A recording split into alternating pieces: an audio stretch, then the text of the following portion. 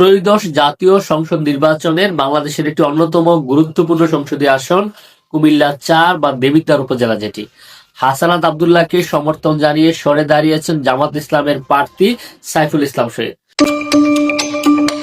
ত্রয়োদশ জাতীয় সংসদ নির্বাচন নিয়ে আসলে অনেক নাটকীয়তা হয়েছিল এবং হবে। আমরা কিছুদিন আগ পর্যন্ত মানে কালকে পর্যন্ত হয়তো বা অনেকের মাঝখানে সন্দেহ ছিল নির্বাচন হবে কি হবে না, সবগুলা দল যাবে কি যাবে না। আসলে অনেক নাটকীয়তা চলছে, কে কার জোটে যাবে যাবে না এগুলো টানাপোড়েন চলছে। বিশেষ করে বাংলাদেশ জাতীয় নাগরিক পার্টির নতুন এই দল এনসিপি কে নিয়ে আসলে টানাপোড়েন চলছে। তারা কতক্ষণ শুনছিলাম বিএনপির সাথে যাবে, কতক্ষণ শুনছিলাম জামাত ইসলামের সাথে যাবে। আমরা দেখছিলাম যখন বিএনপির প্রার্থী নিয়ে যখন গুঞ্জন চলছিল, তখন কুমিল্লা ৪ যে আসনটি, এটি আমরা দেখছিলাম হাসানাত আব্দুল্লাহর জন্য বাংলাদেশ জাতীয়তাবাদী দল বিএনপিও ছেড়ে দিবে এমনটা শোনা যাচ্ছিল। বাংলাদেশের বিভিন্ন মূলধারা গণমাধ্যমগুলোতেও এমনটা আসছিল যে হাসানাত আব্দুল্লাহকে বিএনপি কুমিল্লা ৪ আসনে ছেড়ে দিবে। যদিও শেষ পর্যন্ত দেখলাম বিএনপি যে প্রার্থীতা ঘোষণা করেছে সেখানে হাসানাত আব্দুল্লাহ না, এখানে রয়েছে বিএনপির একজন হেভিয়েট প্রার্থী মঞ্জুরুল হাসান মুন্সী, উনি যিনি 4বারের সংসদ সদস্য, প্রবীণ রাজনীতিবিদ আছে এই আসনটিতে।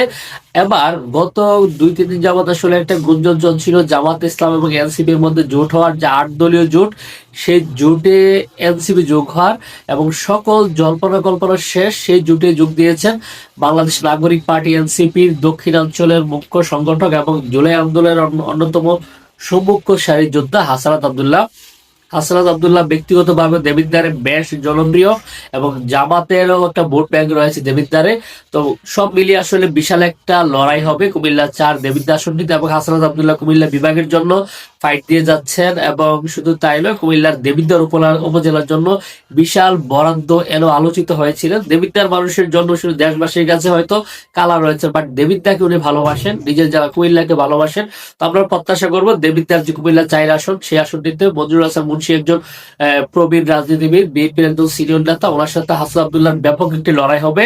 দিন শেষে আমাদের কুমিল্লার উন্নয়নের জন্য যিনি কাজে লাগবেন তার বিজয় হোক, এ প্রত্যাশা রাখছি। ভিডিওটিতে আপনাদের মন্তব্য জানাবেন যে হাসানাত আব্দুল্লাহকে জামাত ইসলাম ছেড়ে দেওয়া কেমনটা হলো, এবং এই আসনটিতে হাসানাত আব্দুল্লাহ এবং মঞ্জুরুল হাসান মুন্সীর মধ্যে কেমন লড়াই হবে মন্তব্য করতে বলবেন না। আজকের মতো এখানে শেষ করছি, কথা হবে অন্যদিন অন্য একটা ভিডিওতে। ভালো থাকবেন সবাই।